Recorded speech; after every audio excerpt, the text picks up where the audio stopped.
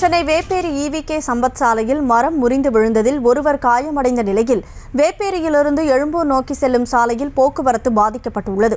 கூடுதல் விவரங்களை செய்தியாளர் முரளி வழங்க கேட்கலாம்.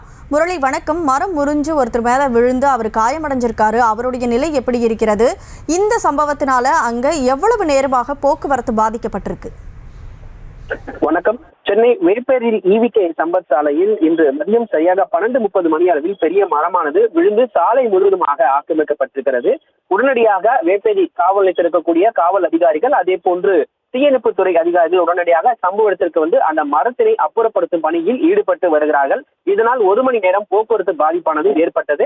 குறிப்பாக வேப்பேரியிலிருந்து செல்லக்கூடிய வாகனங்கள், அதே போன்று புரட்சிவாக்கத்திலிருந்து காவல் ஆணையர் அலுவலகம் நோக்கி வரக்கூடிய வாகனங்கள் அனைத்துமே திருப்பி விடப்பட்டது.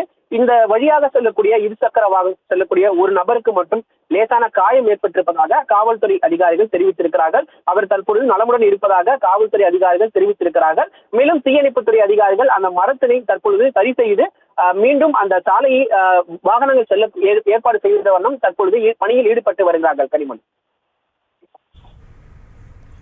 கூடுதல் விவரங்களுக்கு நன்றி முரளி.